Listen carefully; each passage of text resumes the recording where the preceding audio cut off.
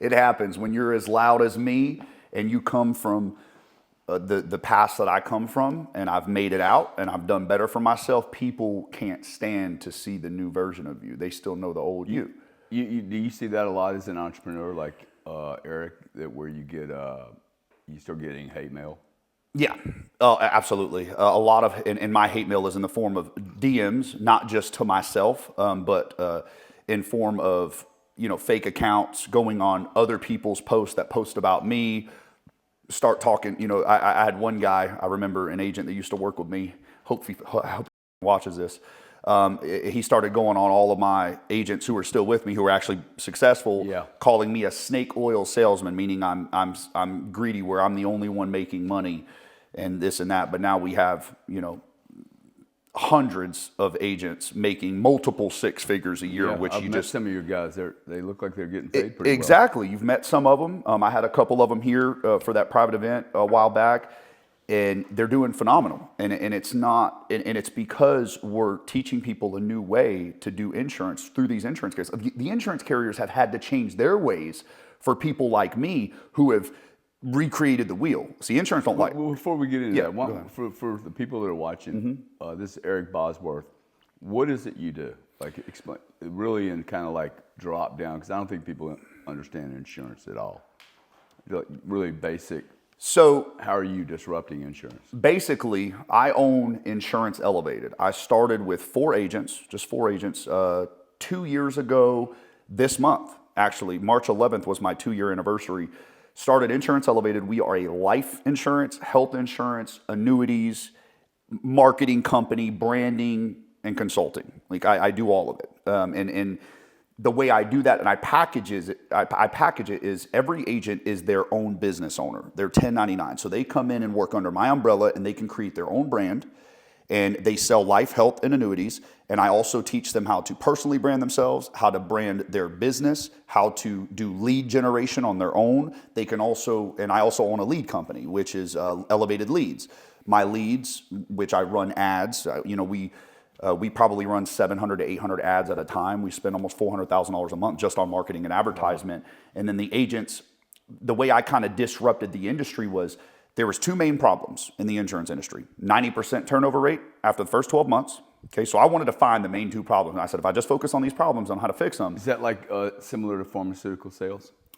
Oh yeah, very similar. Yeah, I did pharmaceutical sales before this, cold calling actually. So it's funny you say that. That's what taught me the real grit, the real grind is pharmaceutical sales. Because I mean, that's a tough business too. So is solar, door to door, anything that has to do with cold calling, cold sourcing your own leads. That's what taught me everything. So that was another thing that that triggered in my mind. I'm like, okay, well, 90% turnover rate in the first 12 months for licensed agents. So there's obviously a system and process problem. And there's a lead problem, because I started hearing about, well, leads are always resold when they're deemed to be exclusive. They're not branded. People are just dragging people to a landing page and saying free healthcare, and then they're hitting you with the bait and switch when you get on the phone. So it's not really a lead. It's a piece of, it's a form with a phone number and somebody who just got bait and switch. So I said, well, what if I just really spend the money to brand myself, to get my credibility, my awareness, my exposure out there as the face, and get people to understand this is a name that is reputable, with Google reviews, Facebook reviews, free value videos. Did all of that first before I went crazy recruiting. So I had a good foundation for agents to be able to buy leads, know that when they're on the phone with this client, the client has in somehow, some form seen my face, name, or one of our agents that we put on camera, giving them free value, haunting them with the free value first, and then telling them, okay, if you'd like to learn more, no obligation, click the link below and we will prove it to you. Like all of our publications, we've been featured on Entrepreneur, NASDAQ, Forbes, all these different publications, and all of that helps with our credibility, because when somebody fills out a lead now, they're used to getting scammed, right? People are used to salespeople, and they're used to getting scammed. So I said, okay, well, if I develop a lead company where we can show you proof that we're not a scam, before you even get on the phone, we're already developing that trust. Even if the agent lacks that massive talent and ability to establish that trust over the phone, the work's already been half done. Right. So I made it a lot more convenient. A warm intro. A lot more convenient, a lot easier for the client to agent conversation. to let go of that sales, that commission breath when it's just a conversation. Yeah. So more conversation over transactional. And I tried to take most of the work out of the new agent, so the new agent could go from broke to $10,000 in their bank account as soon as possible, so they can reinvest back into their business and grow. And you made a comment. You said the agents buy the advertisements or the leads? The leads. I spend all the money on the advertisement. I took all the risk. I developed all the credibility, so you and have exposure. a pool of leads, and they exactly, buy 'em? and they're all in real time. So I never have a surplus. I never have a buy pool. them via Geo or They buy them via. So basically, we're on a monthly recurring subscription, or I'm sorry, weekly recurring subscription plan that the agents can get on, where they get on a subscription. They can buy 25 leads at a time. That's the minimum, because I looked at the probability factor. And 25 leads was that meat and potatoes of them being able to three to four. Lead costs what? Lead costs $30 a piece. Okay. So they're spending $750 for 25 leads. The average policy sold within our organization statistically is $1,533. The average agent's making 100% commission.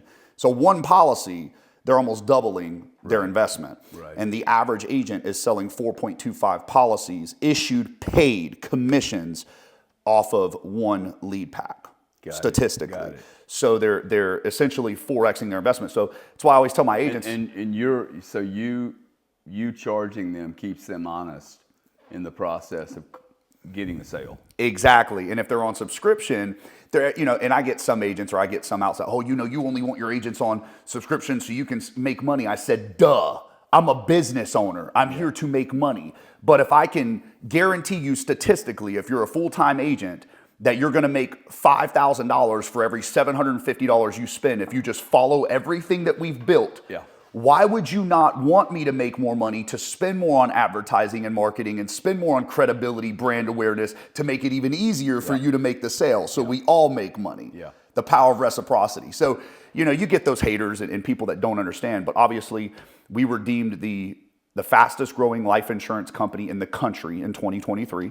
So, wow. And that was for a reason, and that was for a reason. We had a 7x growth, 700% growth. We did $2.5 million in 2022, did $19 million in 2023. We're paced out to do $75 million in 2024. That's awesome. So, and when I say $75 million, I mean $75 million in issued paid commissions to the agents. Meaning Insurance Elevated will equate for $75 million's worth of paid commissions this year, which is, to me, incredible. Yeah. That the agents, are in that pool. Yeah, yeah. What kind of revenue does that turn into on the insurance side?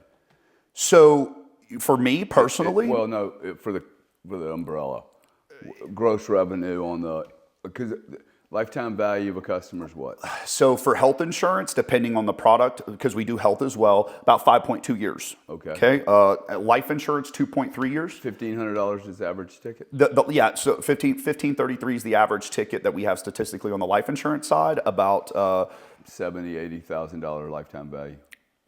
So yes, for the insurance company. So for the revenue for the insurance company itself, absolutely. Yeah. So that's why I'm just thinking total revenue. And then you want to think, your EBITDA, your profitability, your multiple that you get. Like I fly out to speak to a couple private equity firms next month. Actually, have my financials in order with my CFO, my COO, because I am looking to do a strategic partnership soon. And I want to be clear. I want to do a strategic partnership. I don't want to sell and exit and run off into the sunset, because I know where the world's going right now with AI, autonomy, all these different things. And I simply don't am I making a great living? Yes. Have I done everything on my own? I don't have any debt.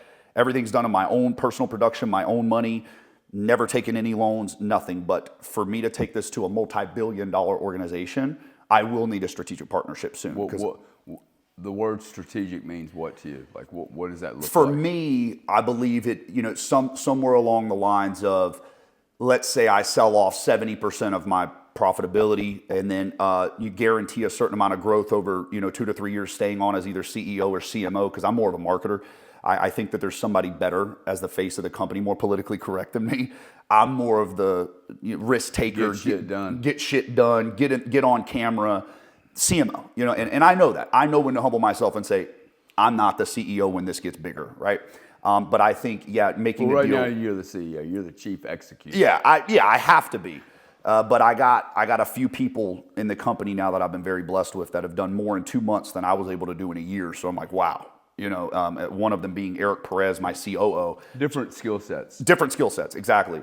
And I'm learning as I go. But I would think maybe a 75% upfront, maybe take mostly stock if it's with a private equity firm that's, pre-IPO, things like that. And then maybe 25-30% after 3 years of 10% year-over-year growth. Why a private equity guy? Why not a strategic insurance firm?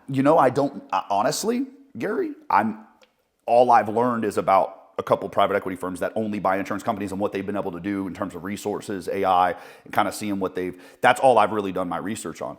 I haven't really opened up the door to too many conversations because everything's been all me. I just started letting go of control 2 or 3 months ago in terms of hiring other C-level executives to help me run my business and to give me advice. So I'm still very green. I'm not going to sit here and act like I know everything because I don't.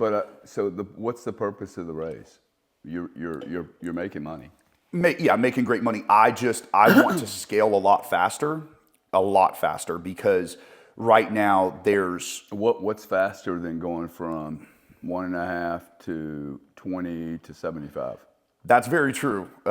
People sometimes they speak to me and they say, Eric, do you realize how good you're doing? And I just don't believe it yet. I don't think my belief system has even. Well, is your EBITDA getting squeezed as you grow?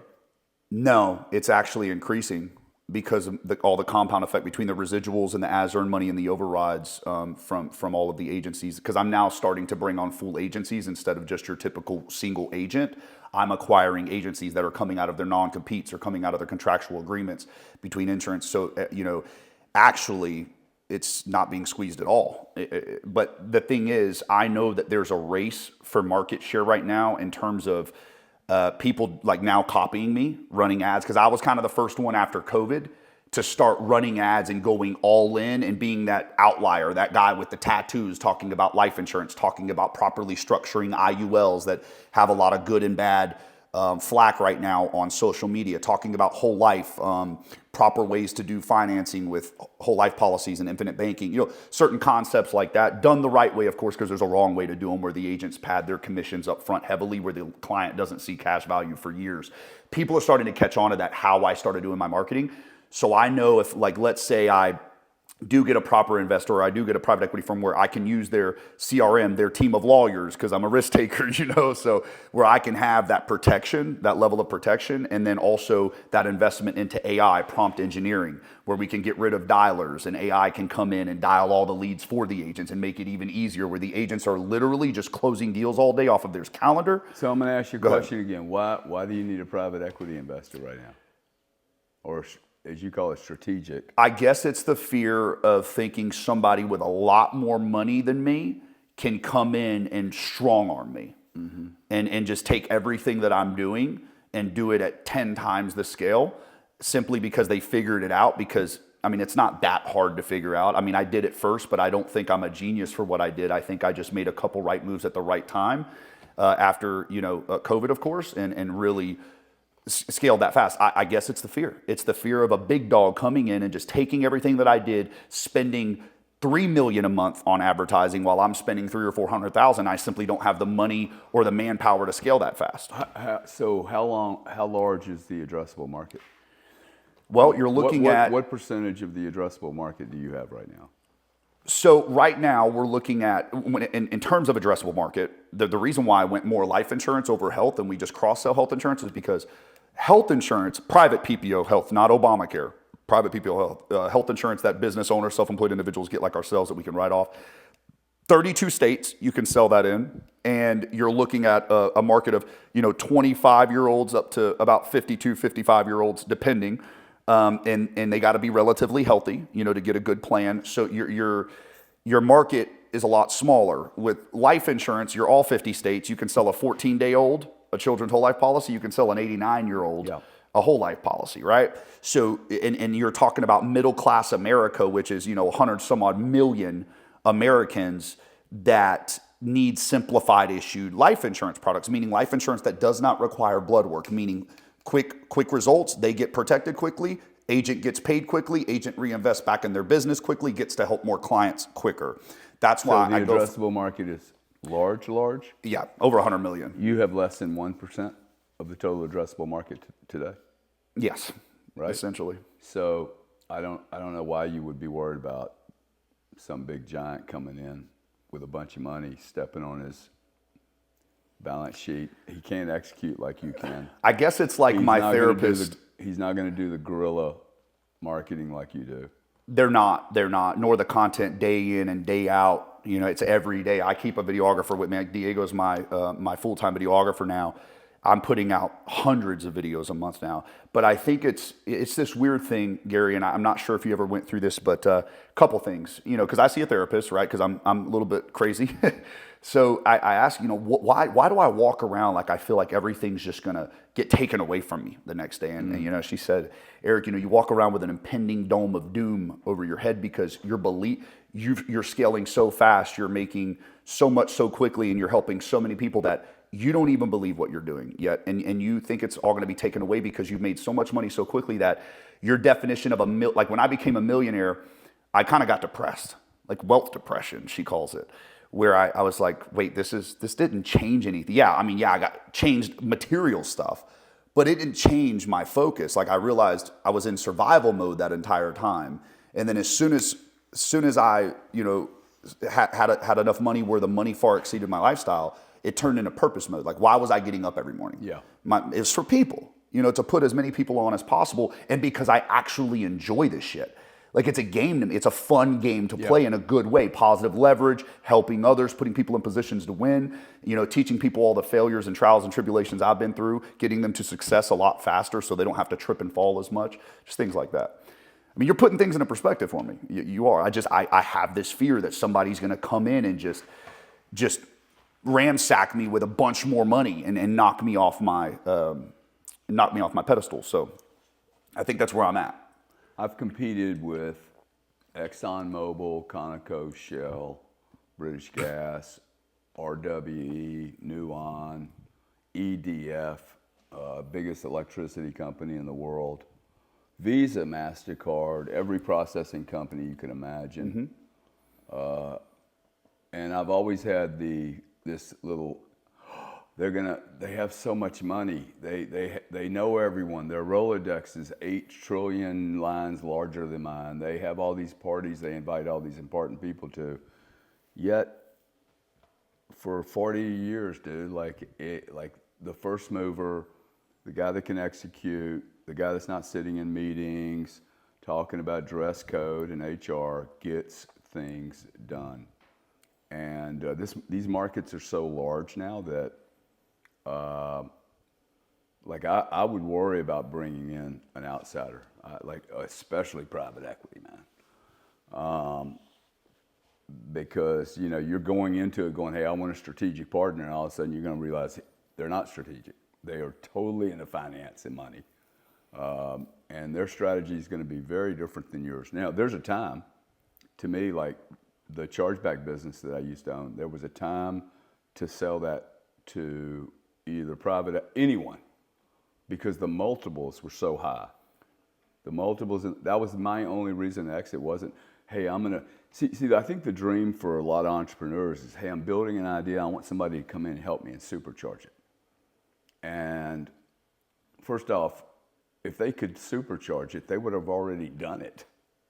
Like most of these companies, in particular the private equity guys, see, you're a peculiar personality because many private equity guys are, now if you sell 70% of your company, they're going to do whatever they want to do. Like that's also a worry, you know, understand, because all they look at is a P&L statement and they don't understand some of the things. Once you get to close to 40, dude, you've surrendered your company at that point. You're going to be in board meetings. You're going to be doing risk.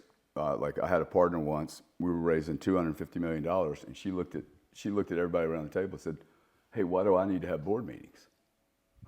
I'm like, oh my God, dude. Somebody invests $250 million into you, you're going to go to every meeting they require you to go to. Like it's $250 million. It's like everything changes, right? Now the business becomes more professional, but I would look at exiting based on multiples, not. And that's also something. So the reason why my business is so attractive right now to PE firms is simply because I came in and I built my own ecosystem. I built my own new agent onboarding. Are you sure PE firms would be interested? Oh yeah. Yeah? Oh yeah, 1,000%. Yeah, I have a few already. It's very serious. So, but the reason it being is because I'm not just a life insurance agent. Life insurance is really like a 5, maybe 6x multiple, depending on how loose it is. Could be 4x, but health insurance. On EBITDA or gross revenue? EBITDA. Yeah. So then you're looking at health insurance, 8 to 10x, just because it's stickier. LTVs, double.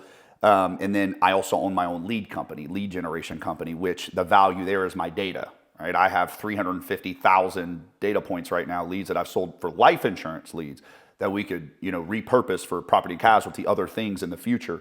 Not only that, but I have my new agent onboarding system with all of my own pre-recorded training videos, my own scripts, my own rebuttals to objections, my own call recordings, everything's already built, my own CRM. So soon I want to become a fully tech-enabled insurance company. And I watched what Patrick Bet-David did with PHP, and he actually sold to Integrity Marketing Group, which Integrity is somebody that I want to go and speak to soon myself, just to kind of get an idea on why did Patrick do it. And I kind of listened to some of the things that he said about becoming a fully tech-enabled insurance company. I'm like, okay, well, that's what I'm doing.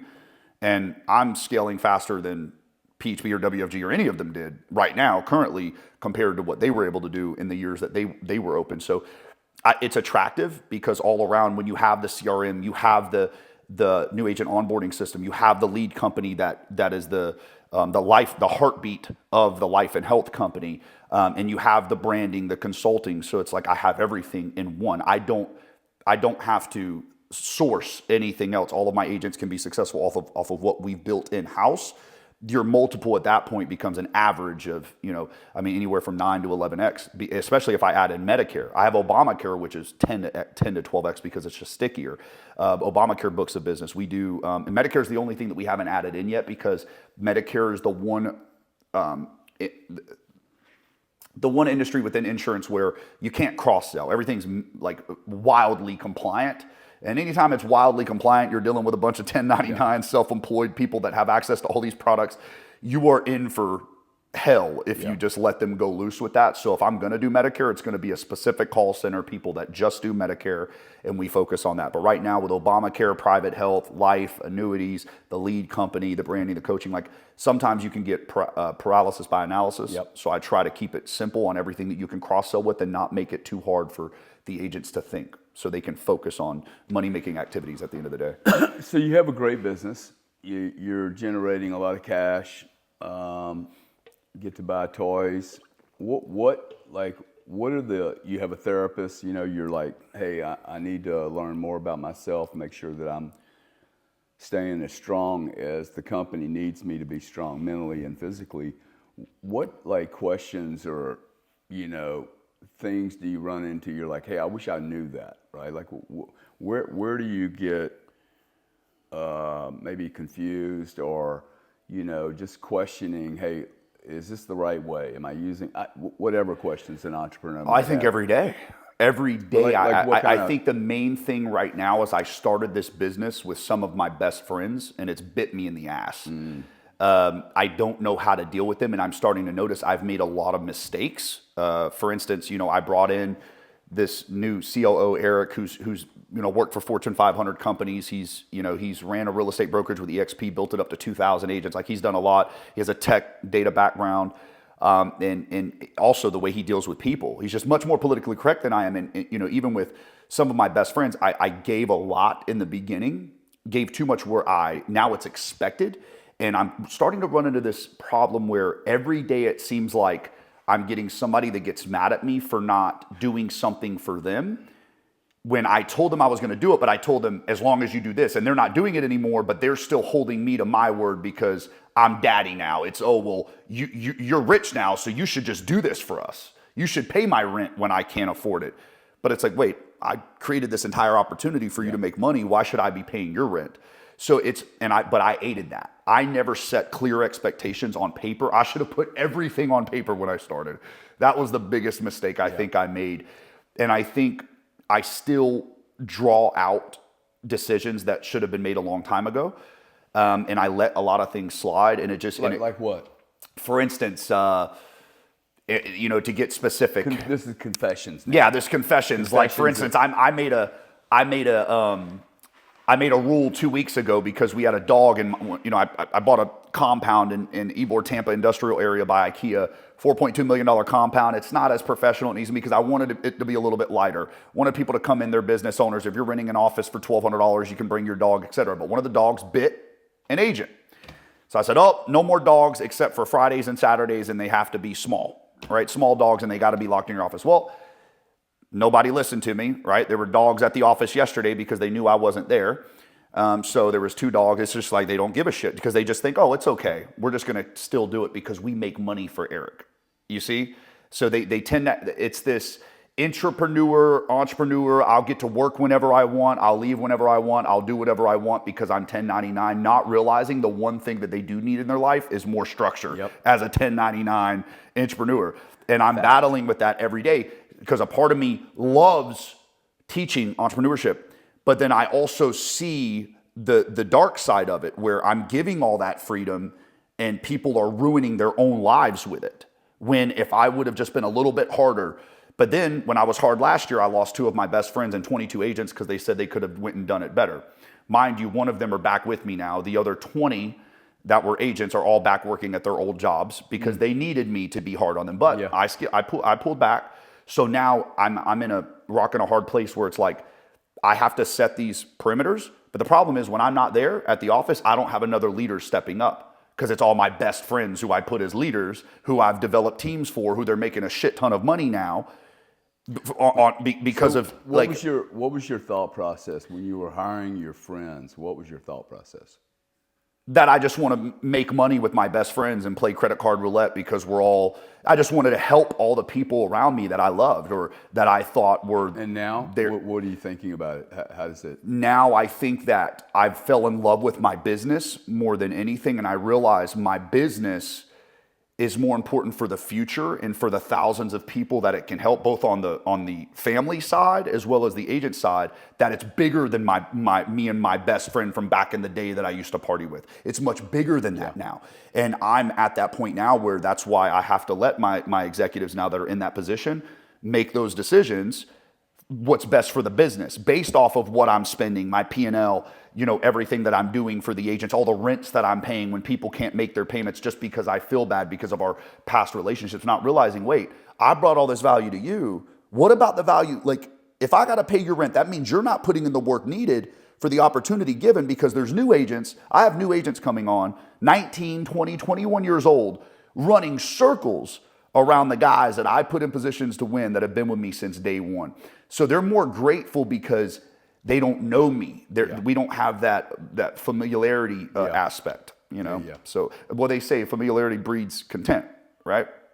And I think that's what's going on right now. So that's full disclosure. It's hard. There's going to be some very tough decisions that I have to make soon if people do not step up and understand that they're either going, if they want direct access to me, because now all these things that I used to hear about on social media about these business owners, people that all these things I used to be like, oh, that's bullshit. Like all these people like, oh, you got to change your circle. You got to you're going to have to piss some people off and you're going to have to elevate yourself and really cut a lot of your ties off. And it's going to piss people off. People are going to, oh, you've changed, you this. It's not that I changed, that you didn't. And I used to hear these things and always thought, no, it's bullshit. I'm going to bring everybody with me. I'm always going to make this company feel like it's family oriented. I'm going to be able to train agents every day as CEO. It's not the case. There's a point where the business does get that big where you need a team that you come to every day and then This is a very common problem, okay? And I'm going through it right now. Very common problem. Entrepreneur hires, either they hire their friends, their family, or subpar people because they can't afford it. They can't go out and hire that VP. They also may not, for me, when I'm starting a new business, I don't want to go hire a VP and then maybe make a mistake and their whole family is impacted, right?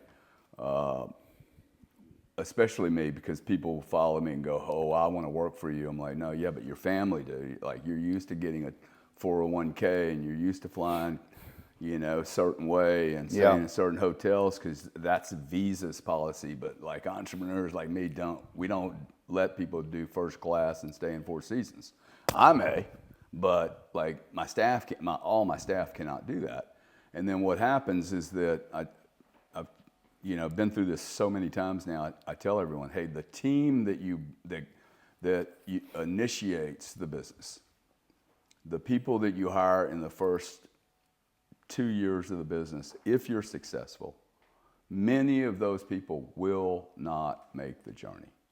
It's just a fact, man, because they didn't buy into a $75 or $400 million business. They bought into your $2 million business. A little, hey, it's a taco stand. Great way to look at it. It's a taco stand, dude. And now you're like, yeah, it's a taco stand on steroids, dude. And it's got gold-plated customers. And you guys have to raise your game up. And what's happening is they're hitting atmosphere. Like the analogy I use is a space rocket. And this will be awesome for you. I think you'll dig this analogy. What is the first thing that a rocket does once it leaves the platform and it hits space? Like it gets enough momentum going that it exits the gravity, right? What is the first thing it does? It drops its... It jettisons everything. Yeah. It got it there. Yeah, it becomes jettisons everything that got it there. Yep. All the fuel, all the tanks that hold the fuel, anything that was friction. A lot of those staff, if they're not constantly changing their mental concept about the business they're in on that moment, when that rocket is trying to hit vacuum, you just got to dump it all. Yeah, and some of them are starting to feel some type of way. You never think poorly about Star X when he dumps and jettisons everything. Millions and millions Facts. and millions of dollars, dude. He dumps it all. Doesn't give a fuck about it. Because he's not going to get where he's going with all that friction. And so you already know in your mind, I heard you say it, hey, I'm delaying making some decisions I need to do. You already know who the liabilities are, dude. I do. And you know what? Like a guy like you cannot possibly have people with their paddle in the water and they're holding you back. They're literally not even paddling. They're actually slowing the deal down. You just need to throw them out of the boat. Hey, go work at the taco stand. That's what you wanted to do, dude. Or go build your own taco stand. Awesome. Most people will fail because most people aren't going to value the guts that it takes, the psychological damage that's required to build a business. I mean, you said it yourself. Hey, I go to psychologists, man. Like, I'm freaked out most of the time. Like, I've been freaked out most of my life. So it never goes away, huh? Well, does it ever go away? It doesn't really impact me today. It's not impacting me the way it impacts you. I'm now just, hey, this is just part of the deal, right? Like I have to have conversations today, like these guys they're probably like, man, Gary like picks up on all kinds of shit. Like I'll constantly, hey man, that's not cool. Hey, you know that, like let's not do that again, okay? Or hey, by the way, I think I have an obligation to these guys, to be honest with them. Hey man, we had a party Friday night and then we had met some people Saturday and you were hungover. Like, I don't want to see you hungover, dude. It's not my fucking problem. Like, show up. What do you do when it's all these little things, What right? do you do when they combat you on it? When they genuinely feel like, that they're right about it, like that they don't want to hear your shit?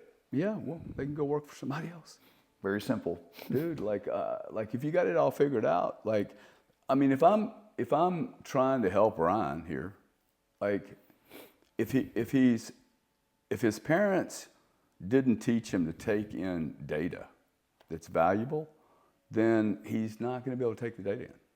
He might get upset with me and go home and like, and then Monday morning, well, maybe the guy had half a point. Like my job is just to be honest with these guys. It's like, dude, I've said things to people that 2 or 3 years later, they come to me and they go, I hated you, dude, for 3 years, but you were right. I'm starting to get that now. Yeah, dude, you got to be willing. Like, it's just the truth. the truth is the truth. But it's like I'm doing that. If I don't give a shit about you, you're not going to hear from me. Yeah. I'm gonna actually ignore you on purpose. When I go quiet, dude, that's when you got to worry about me. That's how I am. I stop talking to you. Like I go so hard sometimes with people because I genuinely know their potential, but potential just means you ain't done shit yet. You like to talk about it, and I hear that from my guy. Oh, I'm going to do this. I'm going to do this. Oh, I got you. And then it never happens. But then I say I'm going to do things if they do that. And they still expect me to do those things. Yeah. So it's just, but hey, I'm understanding it. I'm just now letting go of control and letting other people teach me I'm starting to learn from other industries a lot. See, before I was just tunnel vision on my industry because there's so many different ways to get. Industries are different, my friend. Yeah, I'm starting to notice that. So I'm starting to learn from other industries. I'm like, wait, this is just business. Everybody goes through the same bottlenecks, same situations. Because that's why I didn't want to take advice from anybody. Oh, they're not in my industry. Then I started realizing, wait, I'm losing right now because I need to open up. I need to start going and just talking to people that have done a lot more than me, made a lot more than me, and helped a lot more than me. And that's where I'm at now. It's the reason why I wanted to take this, interview with you, because I knew every time we spoke, I've learned something, because you're somebody who I can ask one question and you give a very detailed response. You don't just answer it closed ending. You like to. So what's the one question that you have?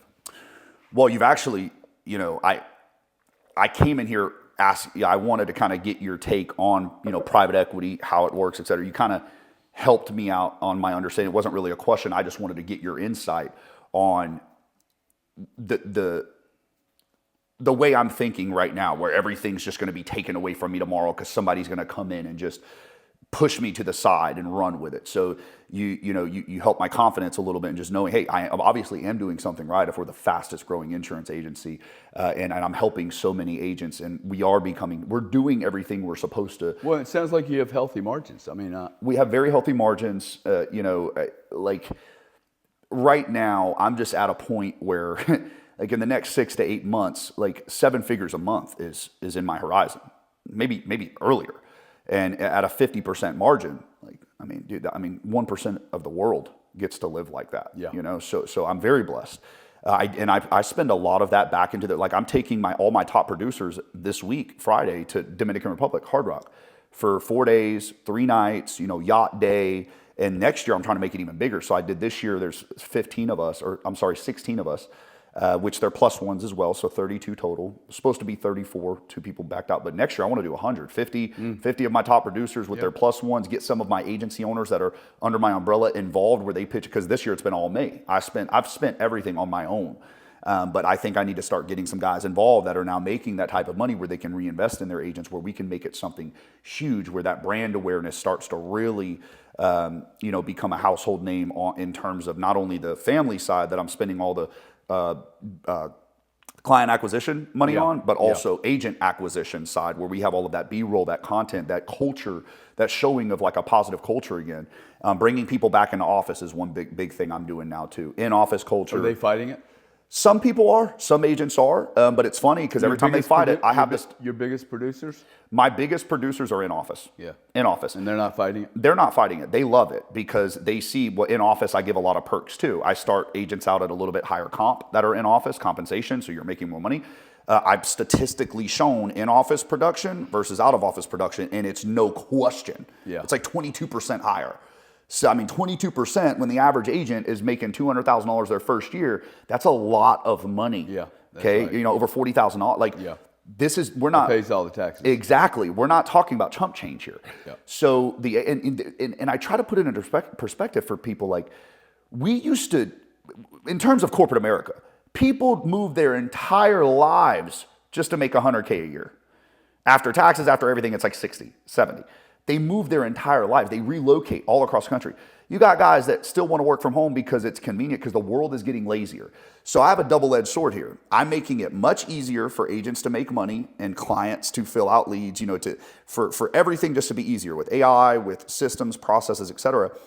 But it's also breeding complacency. Yep. Agents come to me from door-to-door solar or car sales or wireless sales, and they're used to making this 18 to 20K a month, 30K a month. But then they come to me and they realize they can build a team of 15, 20 agents, personally produce, and make 50K a month and work half as hard So they never push themselves to that 6-figure mark because they're just they're like, wow, I can live such a great life working half the time because everything's over the phone. How many people do that? There's 2 types of people in the world. There's the type of person that'll make 10K in a week and then he goes on vacation to Puerto Rico for 3 weeks because he feels like he made it.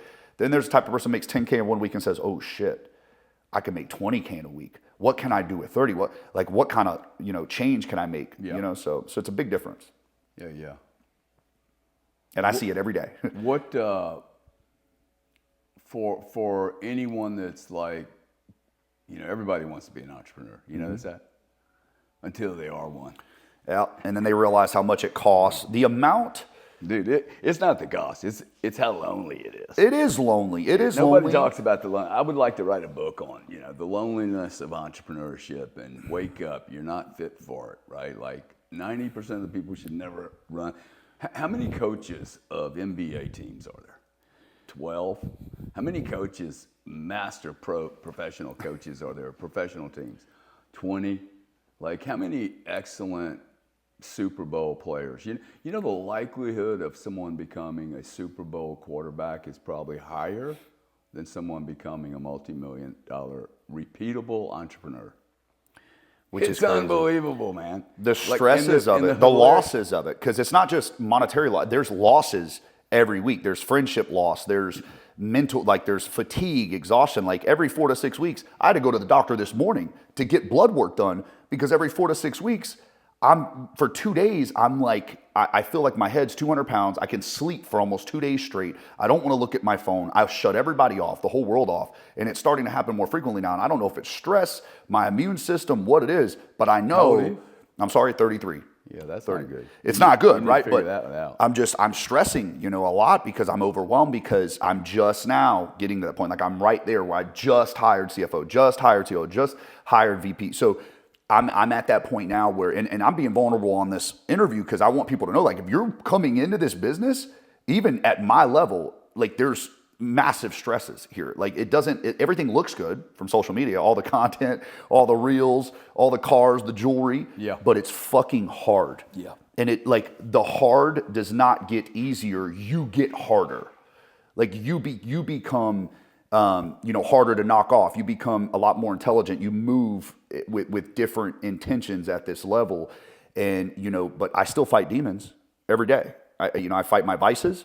Like I went, almost 30 days ago, like I've only had 5 drinks in the last 25 days, 5 drinks of alcohol, literally, just because I celebrated one night. And even that had me hungover a little bit just because my hangovers are starting to hit me harder now because I wasn't taking care of myself. I was working 90 hours a week, not going to the gym, not eating right, eating like shit because everything was all in on my business. Yeah. And then on Saturday night, I'd go drink a whole thing of Clase Azul to medicate myself, right? To let go of all the stresses.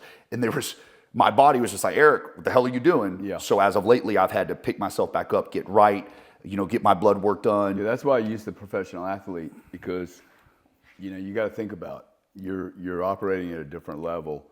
And this is, you get back to the entrepreneurship, like how many great ball players are there really? Why are they great ball players? Because they're massively obsessed. And obsession is good. Most of these people are, there is some good to it, but there's also some, severe negatives that come with this type of obsession. It most certainly is in my opinion, a component of success. To be massively obsessed. Show me somebody with 37 different interests, and I'm going to probably show you somebody that's not massively successful. That's my biggest pet peeve is the whole, I own a tax office, I'm the CEO of this, real estate, this.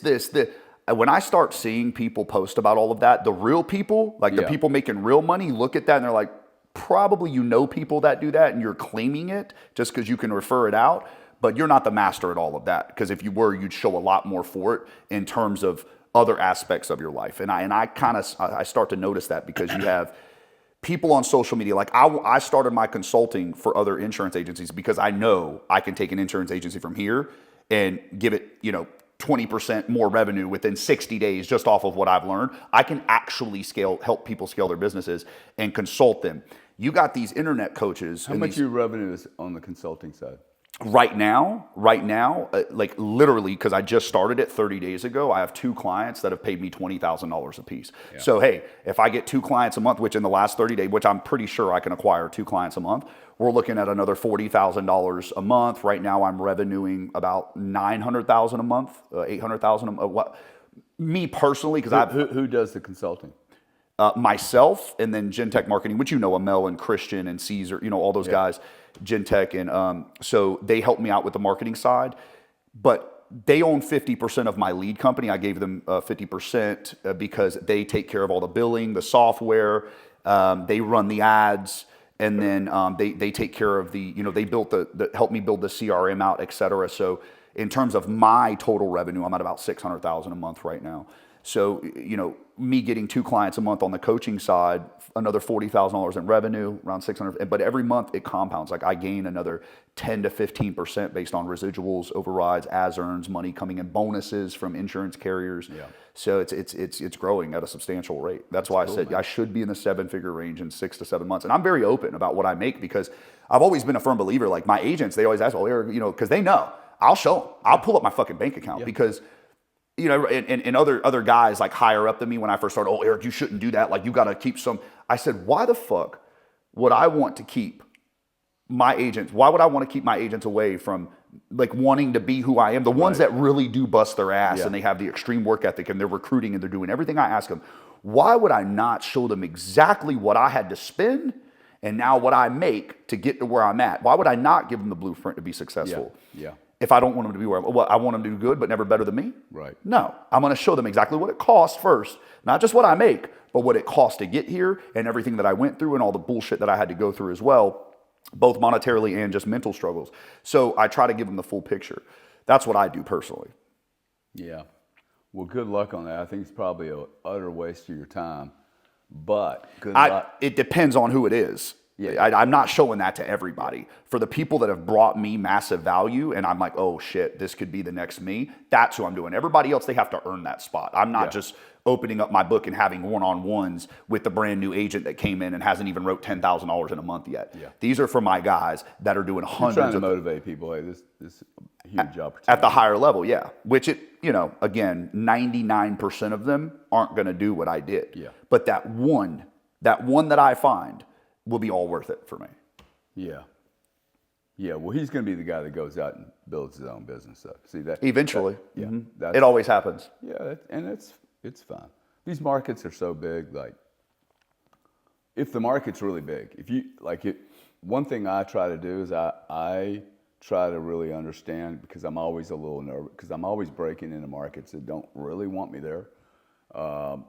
As long as I know the size of the addressable market and how to penetrate it, my fear is not there because I'm sitting here going, look, this is just too large of an addressable market.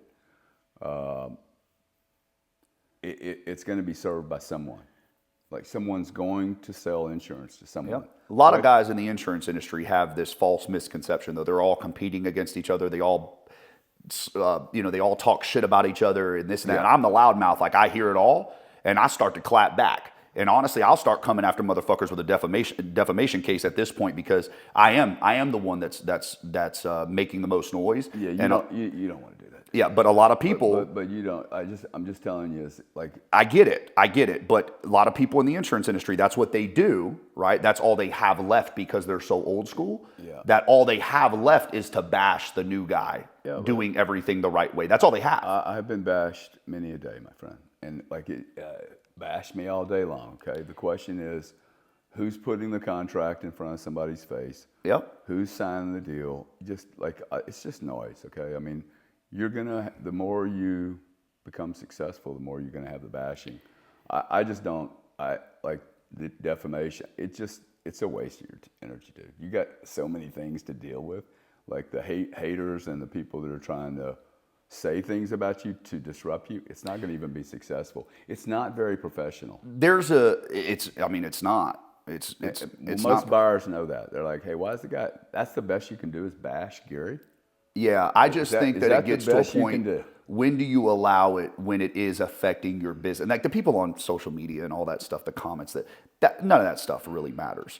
But the people that are that are really going in to be detrimental to your business that I can show proof? Like when do you draw that line then? I mean, I don't. I've had one big legal battle my whole life, dude.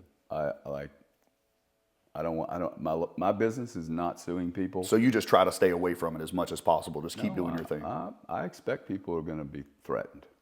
Like, you should be threatened by me, dude. So, but I don't need to react to it. Good. Like, but anyone saying something bad about me, like, I don't even need the client that listens to it, because I don't listen to it.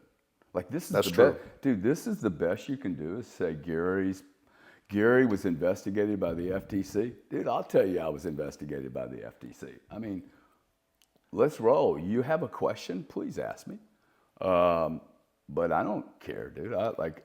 As long as my closet's clean.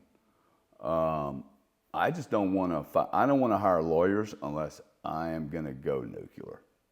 It's the only time I hire lawyers. Like, if I hire lawyers, dude, I will go to the end of the world, because now it's no longer even about business. It's gone well beyond. Yeah, I think that's where it's if it starts going past the business and You're just 32 though. You're acting like a 32. I want to fight. Yeah. Okay. Yeah. Cool. Well, honestly, you're right. You're right, because it's my. Well, this is why you need older guys around you. Yeah, I go, do. Hey, and this is why I wanted this interview, because again, I've done a lot of this on my own, Gary. I have not had a lot of mentorship. I mean, shout out to Sean Mike, who he does almost $1 billion a year in total revenue with his life insurance company. So he's the big dog, biggest IMO. I want to be the next Sean. So but he's extremely busy. So I get one time a month where I get 10 minutes on the phone with him.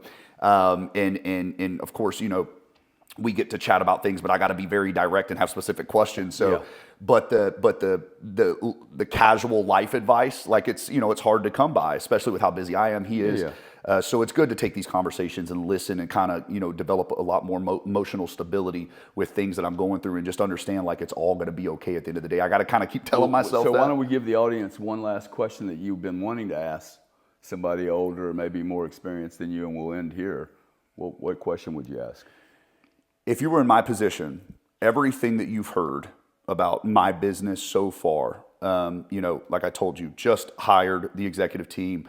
We're going into new cities, because I do love the office culture. We also have a virtual program all over the country. I told you the market share that I take up, how big the addressable market actually is.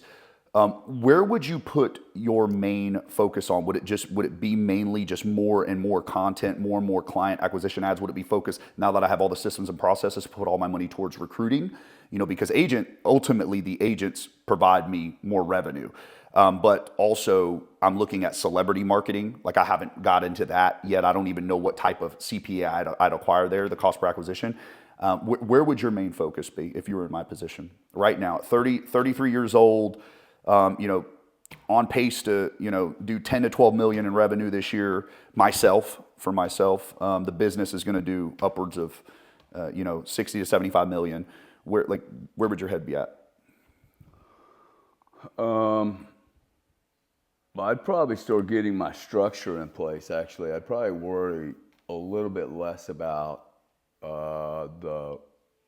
one, if you're bringing in an executive team, make sure that'll be the biggest transition for you to let go and let people really do their job. What does the CEO actually do? All these titles, like you said, hey, I'm the CEO. Yeah, you are, dude. You're the chief executor. That should never change. Like, you should always hold that title. You're the chief executor. See, I thought about not. So, I mean, that's... But it's chief executors, not necessarily chief executive officer. That's an administrator. Like, a CEO to me is the chief education officer. He's the chief deal guy, or the visionary, or the communicator. Okay. The chief operating officer should have a tremendous... He or she should be really highly detailed. Probably not very personable. Okay, bit of a dick. He's going to manage HR, legal, finance, and he's going to do all the analytical work and grunt work that you are probably not great at. Nope. And so boom, that's your job. Okay, but like, give these roles real jobs. Like, I don't care about the COO. What do you do? every day, dude. Like, what is your... We definitely put everything on paper. Like, I didn't make that mistake. I went to but other... like the doingness, not the title, right?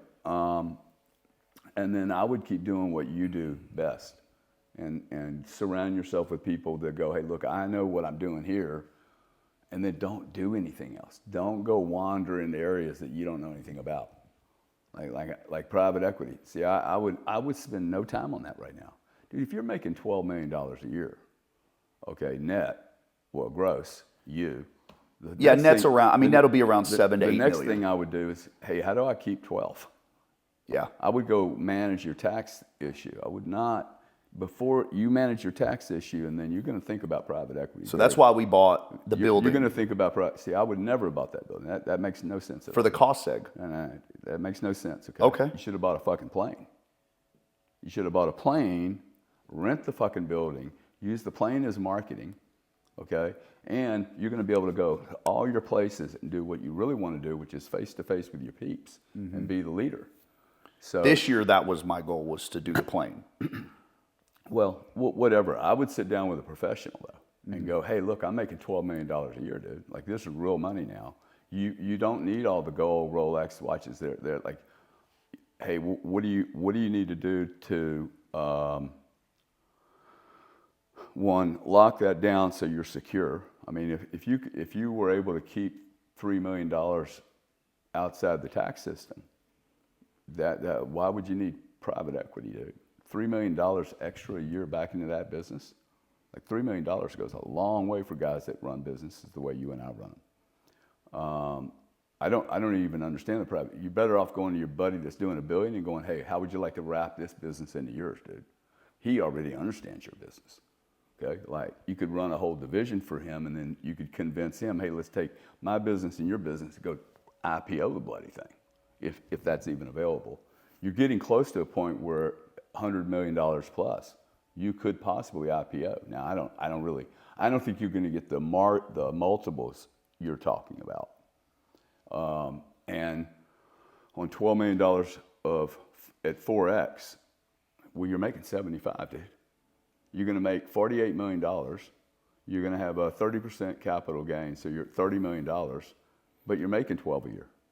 You're getting 3 years of pay. I mean, you're not going to do a private equity deal, dude. It makes no sense for you to do that. You're generating too much cash. So I would sit down with a really, really great accounting firm and make sure, and probably a lawyer, and say, hey, I want to make sure this never gets tapped into. If you have a good lawyer, you can recommend me. Yeah, no, I do. And the other thing I would consider at your age making this kind of money is looking at a second passport. See, it makes no sense for me to do this now because I would have to pay the government so much money to leave. But you're 32, man. You're just starting to make some money. You go cut a deal with the government, you give up your blue passport or go get Antigua, some other option. Cost you $100,000, it cost you one of your watches, one of your cars. You get a second citizenship as an option in case the United States continues to go down this insanity of running all the wealthy people out. Like, you want to run my ass out of here, dude, I will leave this country. I've lived 14 years outside this country. I'll leave again if you keep fucking with me. And what's happening in New York and California, where all the rich people are leaving those two states, and Chicago and Illinois, they're leaving those states with nothing but toilet bowls that have been unflushed for years. There is no good ending to that, right? When you chase off all the money, they're paying all the taxes. So that's what I would do. I'd get it tight right now. It's good advice. And figure out how much you don't know about money, and hey, what's getting ready to happen, and what are you doing with the money? Is it sitting in a bank? But that's why to me, the private equity, I would spend zero time on it. Okay. They're not going to give you the value. I don't think you're going to get the value.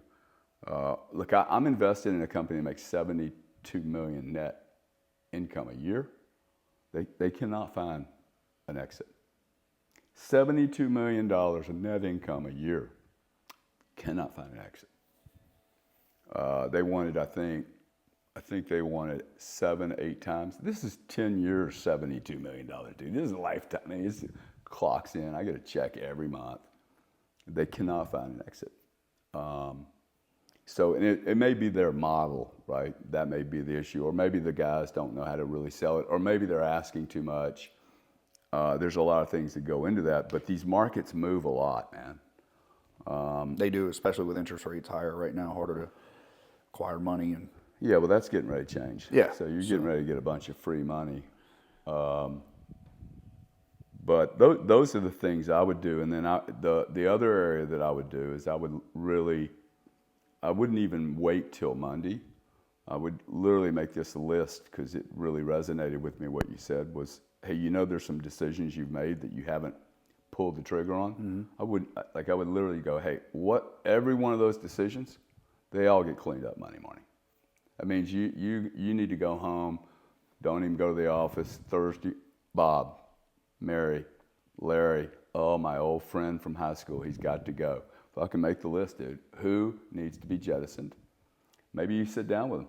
Bro, are you going to make the journey? You ready to go zero gravity? Or do you want to, have mama be able to go home at 5 o'clock and give it a little kissy and it's all cool. People get to make any decision they want to, but most people are not ready for war, dude. They're just, and war, I mean, the kind of, you're at war every day.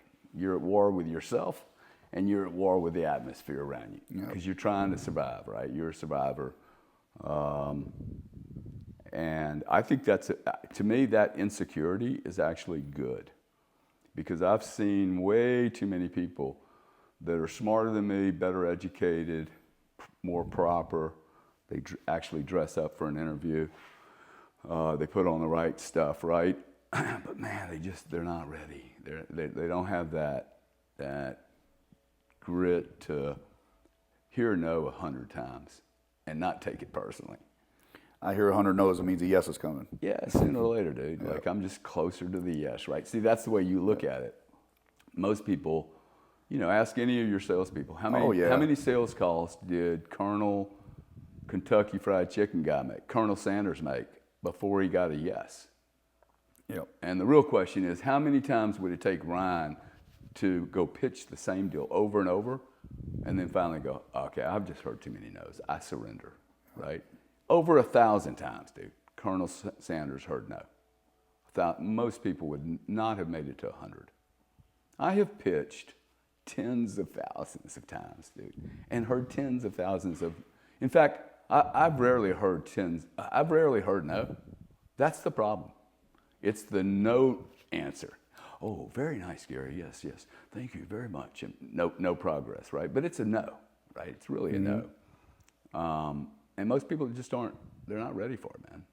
They're not ready to be successful. They're not ready to fail. They're not ready to be the coach. And there's no shame in it. Like when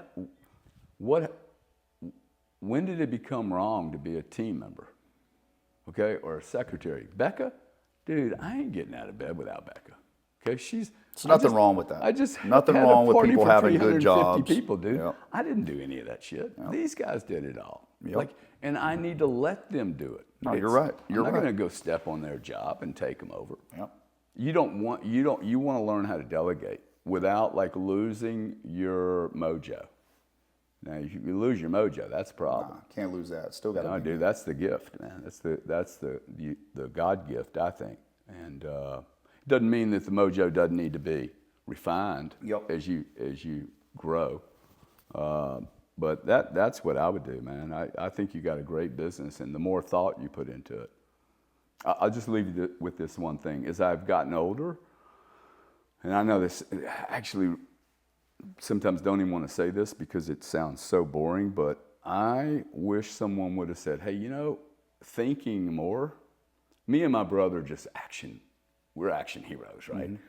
Mm-hmm. But I wish I would have thought more. I'm finding a tremendous amount of value in actually thinking, not like doing, but like writing, thinking, And so that's what I would encourage you to do. You're just in such a sweet spot. 3 years into the business, so this is your third year. Well, this is into my third year, yeah. Yeah, so you're into your third year. Great time to do an inventory. Who's on the team? Do I have the players? You know, it's almost like you're going from a farm league team to single A. Are all those players going to make it? Because if I'm on that basketball team, you're probably not going to play me. You got him, dude. He's taller than me. I'm not going to run as fast. So there's going to be a point where you look at Gary and go, hey, Gary, you can't play basketball anymore, dude. But we love you. We want you to be the water boy because you're Mr. Motivator. Well, cool, dude. What team doesn't need a water boy and a motivator? Like, when did that become a problem? You're right. You know, and I was a water boy at a company, and I became a freaking player. But I sat in the bench for a while. And I learned the deal. So I would look at all my team and go, are you sitting on the bench? Who can I call to hit a single? You know, and I don't want to hear all this shit, dude. Go hit a single. You know, so it's really simple, man. It's simple. You just do what you're great at and keep learning. I appreciate it. Yeah, and you'll be fine, dude. You'll be fine. You're going to have to manage $12 million a year. See, I got on here and actually learned a lot. You Yeah. see, sometimes my young trifling ass needs to just sit back and listen. I wasn't suggesting, by the way, that you go and weigh yourself down with an airplane. I just think that talking to No, that was just something that was really on my good list. tax It's funny guy. you said that. We've been talking about that. Diego knows it's this year I got to make a major purchase, something that's going to benefit me, not just to make the purchase, but a plane is literally the one thing that I need. First of all, I hate flying regular. Like I like it's my worst feeling ever is planes getting in and out, the lines, everything. Second, we're going to have 11 locations nationwide now, and people need to see me in person. So that was great advice. Yeah, And well, it's the tax benefit. The tax benefit is superior obviously, tax yeah, benefit. that for sure. So, no, but I appreciate everything today, Gary. Yeah, man. I definitely needed this. Great to Thank see you dude. so much. Great to see you. Absolutely.